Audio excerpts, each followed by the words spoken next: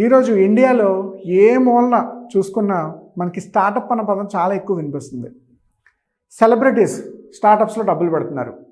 Students job కాకుండా startup వైపు వెళ్తున్నారు.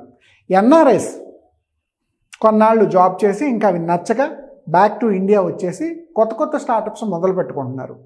ఈవెన్ ఇంటి దగ్గర నుంచి ఉండే వాళ్ళు కూడా ఖాళీగా ఉండడం ఎందుకు, మనం ఒక కొత్త ఇన్నోవేటివ్ ప్రాజెక్టు స్టార్టప్ ఎందుకు మొదలు పెట్టకూడదు అన్న ఆలోచనలో చాలామంది ఉన్నారు.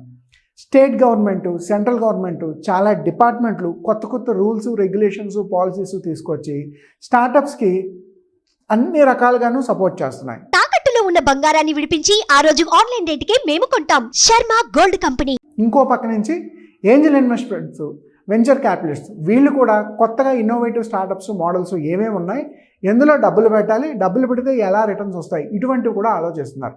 అయితే ఫస్ట్ ఆఫ్ ఆల్ మీరు స్టార్టప్ మొదలు పెడదాం అనుకుంటున్నారా, బిజినెస్ మొదలు పెడదాం అనుకుంటున్నారా, వాటికి ఉండే బేసిక్ డిఫరెన్స్ ఏంటి ఈ వీడియోలో మనం చూద్దాం. ఎందుకంటే కొత్తగా నేను ఒక సూపర్ మార్కెట్ స్టార్ట్ చేశాను. చాలామంది మాది స్టార్టప్ అండి అంటున్నారు. సూపర్ మార్కెట్ స్టార్టప్ అవ్వదండి. మేము కొత్తగా కాఫీ షాప్ ఓపెన్ చేసామండి, దట్ ఈజ్ ఆల్సో స్టార్టప్. మీరు కొత్తగా ఫార్మా కంపెనీ మొదలుపెట్టారు, అది స్టార్టప్ అవ్వదు. మీరు ఒక హోటల్ ఓపెన్ చేశారు, స్టార్టప్ అవ్వదు. మీరు కొత్తగా స్టార్ట్ చేసిన ప్రతిదీ స్టార్టప్ అవ్వదు, అది గుర్తుపెట్టుకోండి. కొత్తగా స్టార్ట్ చేసిన ప్రతి బిజినెస్ స్టార్టప్ అవ్వదు. స్టార్టప్కి కొన్ని రూల్స్, రెగ్యులేషన్స్, ఫండమెంటల్స్ ఉన్నాయి. అవి ఏంటో ఈ వీడియోలో చూద్దాం. అండ్ మీ దగ్గర నిజంగా ఆ రూల్స్ అన్నీ ఫుల్ఫిల్ అయిన స్టార్టప్ ఉంటే దాన్ని నెక్స్ట్ లెవెల్కి ఎలా స్కేలప్ చేయాలో కూడా ఈ వీడియోలో మనం డిస్కస్ చేసుకుందాం.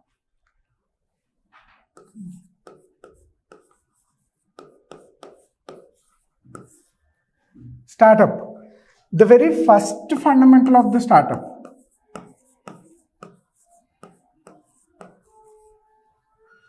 ఏదైనా ఒక ప్రాబ్లం ఉండి ఆ ప్రాబ్లమ్ని మీరు సాల్వ్ చేస్తున్నారు అంటే అటువంటి దాన్ని మనం స్టార్టప్ కింద కన్సిడర్ చెయ్యాలి. ఎడ్యుకేషన్లో ఏదో ప్రాబ్లం ఉంది అంటే స్కూల్ మోడల్, సిలబస్, చెప్పే విధానం, టీచర్సు బాలేరు, లేదా సిలబస్ అంతా ప్రాపర్గా కవర్ చేయట్లేదు, లేదు కేవలం బ్లాక్ బోర్డ్లో మాత్రమే సబ్జెక్ట్ అంతా నేర్చుకుంటున్నాం, టెక్స్ట్ బుక్లో మాత్రమే నేర్చుకుంటున్నాం, గ్రాఫిక్స్ కానీ యానిమేషన్స్ కానీ ఏవీ లేకుండా ఉన్నాయి అనుకున్న రోజుల్లో ఇండియాలో చాలా ఎడ్టెక్ కంపెనీలు వచ్చాయండి, ఎడ్యుటెక్ కంపెనీస్ వచ్చాయి. వీళ్ళు ఏం చేశారు, ఫస్ట్ స్టాండర్డ్ నుంచి 10th స్టాండర్డ్ వరకు సిలబస్ అంతా కూడా ఇన్నోవేటివ్గా యానిమేషన్ వీడియోస్లో డిజైన్ చేసి అన్ని స్కూల్స్కి, కాలేజెస్కి, ఇండివిజువల్గా పేరెంట్స్కి కూడా సెల్ చేసి పడేశారు. అంటే ప్రాబ్లం ఏంటి, regular class room text book లేదంటే బ్లాక్ బోర్డు ఈ రెండు మాత్రమే కాకుండా ఇంకో కొత్త రకంగా ఏవైనా నేర్చుకోవచ్చా అన్న థాట్ ప్రాసెస్లోంచి ప్రాబ్లమ్ని ఎప్పుడైతే మీరు సాల్వ్ చేస్తారో ఇటువంటి ఎడ్యుటెక్ స్టార్టప్స్ పుట్టుకొచ్చాయి. ఇది ఒక ఎగ్జాంపుల్ మాత్రమే, ఇది మాత్రమే అని కాదు, ఇది ఒక ఎగ్జాంపుల్. అలా ఎప్పుడైతే మీరు ప్రాబ్లం దానికి ఒక సొల్యూషన్ కనబెడతారో అది ఫస్ట్ ఆఫ్ ఆల్ స్టార్టప్ అవుతుంది. రెండవది ఇంప్రవైజేషన్.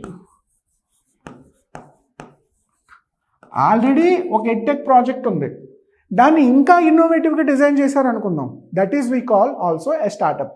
ఇండియాలో ఊబర్ అప్లికేషన్ ఉంది. ఊబర్ ఇనీషియల్గా ఓన్లీ ట్యాక్సీస్ని ఆన్లైన్లో బుక్ చేసుకోవడానికి మాత్రమే ఉపయోగించేవారు.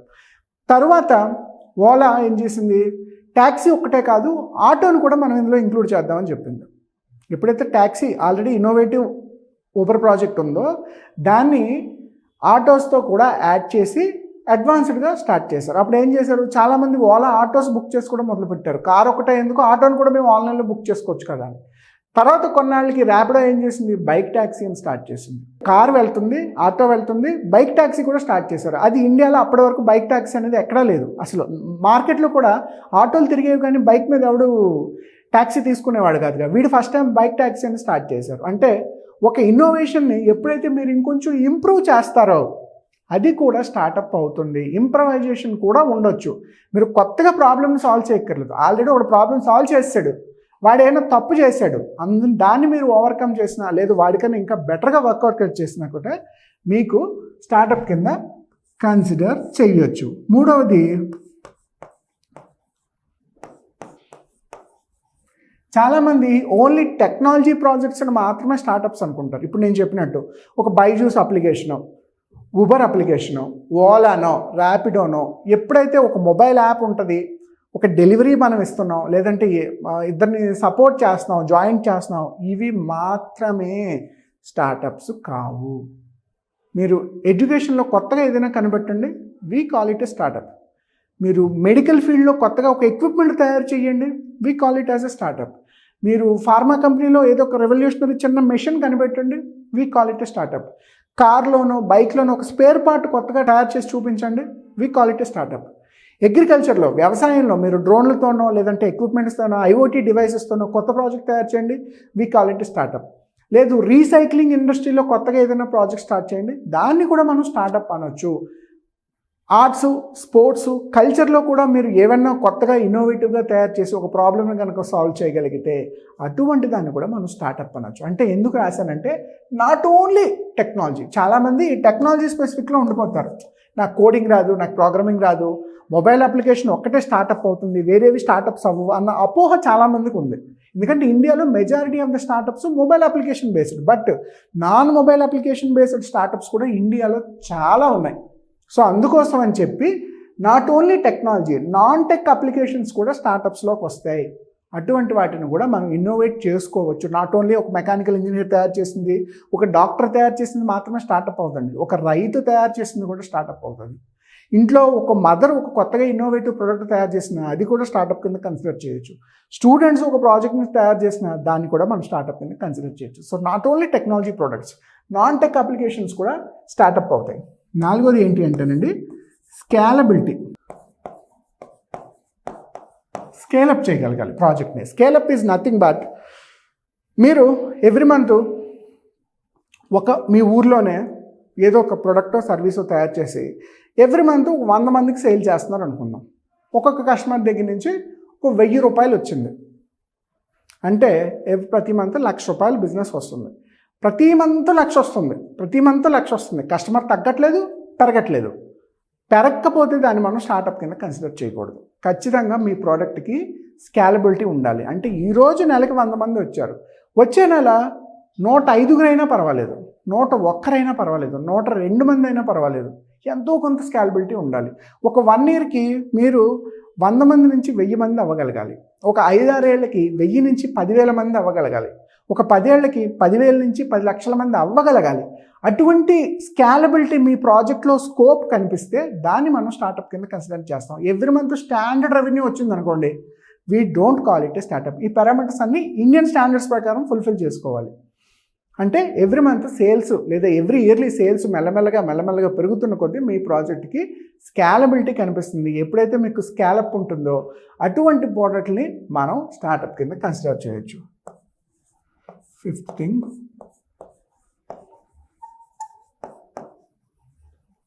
ఇన్వెస్ట్మెంట్.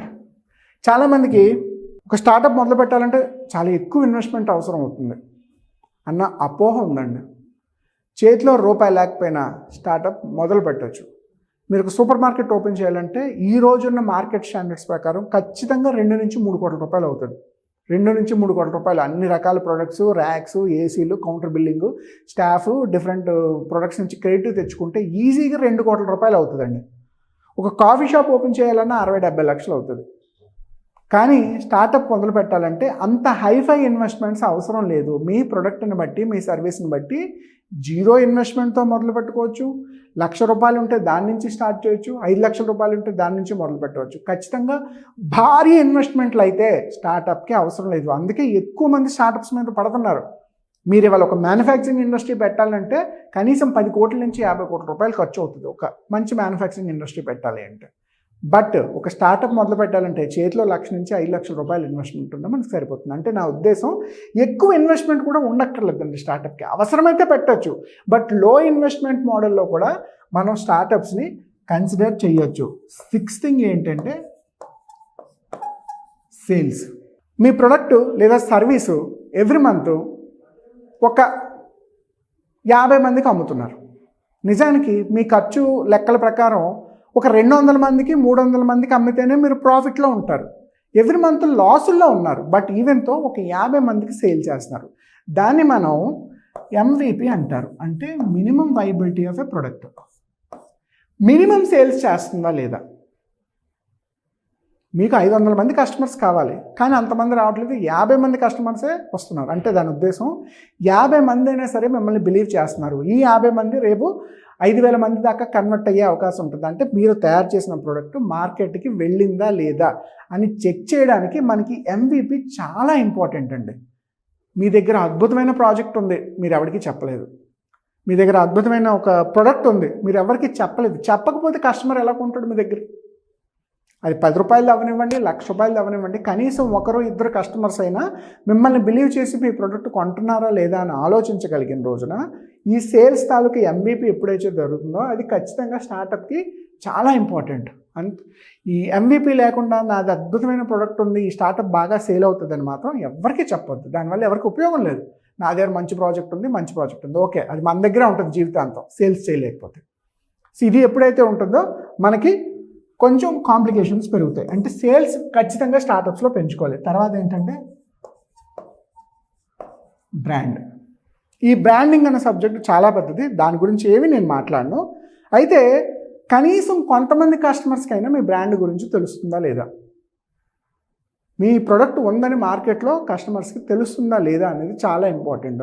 చూడండి, ఇండియాలో దేశీ పాప్స్ అనే ఒక బ్రాండ్ ఇండియన్ క్యాండీస్ అన్న నేమ్ తోటి, ఒక ట్యాగ్ లైన్ తోటి ఒక 40 ఏళ్ల క్రితం 50 ఏళ్ల క్రితం ఇండియాలో ఎటువంటి స్వీట్స్ ఉండేవో, ఈ చింతపండుతోటి, నిమ్మకాయతోటి, టొమాటోతోని, పంచదార, బెల్లం ఇటువంటివన్నీ మిక్స్ చేసి కొత్త రకంగా ఇండియన్ క్యాండీ, ఇండియన్ లాలీపాప్ అన్న పేరుతోటి ఈ దేశీ పాప్స్ అనే బ్రాండ్ని స్టార్ట్ చేసింది. వీళ్ళు స్టార్ట్ చేసిన ఒక 4-5 ఇయర్స్కి 50 crores వరకు రెవెన్యూ జనరేట్ చేశారు. ఇవాళ వాళ్ళ స్కేలబిలిటీ 500 కోట్ల దాకా ఎక్స్పాన్షన్ ఆపర్చునిటీ ఉంది. వాళ్ళు ఇంకొంచెం మార్కెటింగ్ మీద ఇన్వెస్ట్ చేస్తే, ఇంకొంచెం బ్రాండ్ వాల్యూ పెంచుకుంటే కస్టమర్స్ ఇంకా కొనుక్కునే వాళ్ళు ఎక్కువ మంది ఉన్నారు.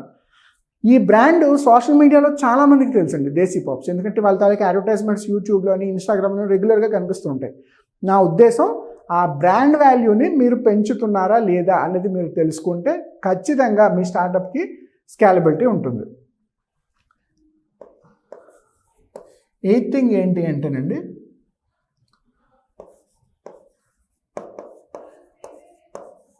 యూనికార్న్. ఇది ఇవాళ ప్రతి స్టార్టప్కి ఒక స్టాండర్డ్ పారామీటర్. అంటే ఇంకా చాలా పాయింట్స్ ఉన్నాయి, బట్ యూనికార్న్ స్టార్టప్ అన్న పదం కూడా మనం చాలా ఎక్కువగా వింటున్నాం. ప్రతి స్టార్టప్ యూనికార్న్ అవ్వాల్సిన అవసరం లేదు, బట్ స్టార్టప్కి యూనికార్న్ అనేది ఒక సోషల్ స్టేటస్. అంటే మీ రెవెన్యూ లేదా మీ ఇన్వెస్ట్మెంట్, ఏంజల్స్ నుంచి, VCs నుంచి తెచ్చుకునే ఇన్వెస్ట్మెంటు $1 billion కనుక అయ్యి ఉంటే, $1 billion రెవెన్యూ కనుక మీరు జనరేట్ చేసినా లేదా ఇన్వెస్ట్మెంట్ తెచ్చుకున్నా, అటువంటి వాటిని మనం యూనికార్న్ స్టార్టప్స్ అంటాం. అంటే ప్రతి స్టార్టప్కి ఇంచుమించుగా అల్టిమేట్ గోల్, నా స్టార్టప్ ఒక యూనికార్న్ అవ్వాలి అని అనుకుంటారు. ఏదో 100 కోట్లు 200 కోట్లతో కాకుండా మనం ఈ $1 billion రెవెన్యూని టచ్ చేస్తే బాగుంటుందని ప్రతి స్టార్టప్కి ఉంటుంది. సో ఆ యూనికార్న్ స్టాటస్ని తెచ్చుకునే అంశాలు ఏంటనేవి కూడా మనం కన్సిడర్ చేయొచ్చు. ఇలా మీ స్టార్టప్కి ప్రాబ్లమ్ సాల్వింగ్ ఆపర్చునిటీ ఉండి, లేదా ఉన్న ప్రాబ్లమ్ని ఇంకొంచెం ఇంప్రవైజ్ చేసి, టెక్నికల్ అయి ఉండొచ్చు, నాన్ టెక్నికల్ అయి ఉండొచ్చు, కంపల్సరీ అవ్వాలని ఏం లేదు. నాన్ టెక్నికల్ ప్రాజెక్టు అయి ఉండొచ్చు, టెక్నికల్ ప్రాజెక్టు అయి ఉండొచ్చు. అండ్ ఈరోజు స్టార్ట్ చేస్తే కమింగ్ 2 yearsలోనో 3 yearsలోనో 5 yearsలోనో ఇంతవరకు స్కేలబిలిటీ ఉంది. మన భారతదేశంలో 140 కోట్ల మంది జనాభాలో కనీసం 1 కోటి మందికో 10 లక్షల మందికో మీ ప్రొడక్ట్ వెళ్ళే అవకాశం ఉంది. ఆ స్కేలబిలిటీ ఉంది. బేసిక్ ఇన్వెస్ట్మెంట్తో, ఇందాక నేను చెప్పినట్టు 5 కోట్లు 10 కోట్లు అక్కర్లేకుండా ₹1,00,000 5 లక్షల రూపాయల బేసిక్ ఇన్వెస్ట్మెంట్ తోటి ఎవ్రీ మంత్ మినిమం సేల్స్ కనుక చూపించగలిగితే, అటువంటి బ్రాండ్ వాల్యూ ఉన్న ఏ స్టార్టప్ అయినా యూనికార్న్ అవడానికి అవకాశం ఉంటుంది. అయితే నేను మాటలు చెప్పినంత, వీడియో చెప్పినంత ఈజీ కాదు. ఖచ్చితంగా ఇందులో ఎన్నో ఫండమెంటల్స్ మనం తెలుసుకోవాల్సి ఉంటుంది. ఫస్ట్ ఆఫ్ ఆల్ మీరు స్టార్టప్ అవునా కాదా, ఈ 7 పాయింట్స్ చూసుకోండి. యూనికార్న్ అనేది సెకండరీ. ఈ 7 పాయింట్స్ని కనుక మ్యాచ్ చేస్తుందంటే ఖచ్చితంగా మీరు స్టార్టప్లో ఉన్నారని అర్థం. ఒకవేళ ఈ పాయింట్స్ కనుక మ్యాచ్ చేయకపోతే మీరు బిజినెస్లోనో ఆంటర్‌ప్రెన్యూర్‌షిప్‌లోనో ఉన్నారు. బిజినెస్ వేరు, ఆంటర్‌ప్రెన్యూర్‌షిప్ వేరు, స్టార్టప్ వేరు. మీ ప్రాజెక్ట్ స్టార్టప్ కింద కన్సిడర్ చేయక్కర్లేదు, మీరు రెగ్యులర్ బిజినెస్ అనుకోవచ్చు. సో మీ బిజినెస్ స్టార్టప్ అవ్వాలని రూల్ లేదు. ప్రతి స్టార్టప్ బిజినెస్ కిందకి రాదు. ఈ 2 ఫండమెంటల్స్ గుర్తుపెట్టుకోగలిగితే మీది స్టార్టప్ బిజినెస్ అన్న క్లారిటీ మనకు వస్తుంది. ఇందులో ఇంకొంచెం ఏమైనా ఇన్ఫర్మేషన్ కావాలన్నా, డౌట్స్ కావాలన్నా, ఈ గవర్నమెంట్ స్కీమ్స్ ఏంటి, సబ్సిడీస్ ఏంటి, మనం వాటిని ఎలా ప్రొవోక్ చేసుకోవాలి, వాటి నుంచి లోన్స్, ఇన్వెస్ట్మెంట్స్ ఎలా తెచ్చుకోవాలి, ఈ డీటెయిల్స్ ఏమైనా కావాలంటే కింద కనిపిస్తున్న నెంబర్ కనుక కాల్ చేస్తే నేను మీకు కావాల్సిన ఇన్ఫర్మేషన్ అంతా షేర్ చేస్తాను. అక్కడి నుంచి మీ బిజినెస్ని లేదా స్టార్టప్ని ఉన్న స్థాయి నుంచి ఇంకో స్థాయికి వెళ్ళడానికి మా టీంతో పాటు నేను వర్కౌట్ చేస్తాను. Thank you. Good day.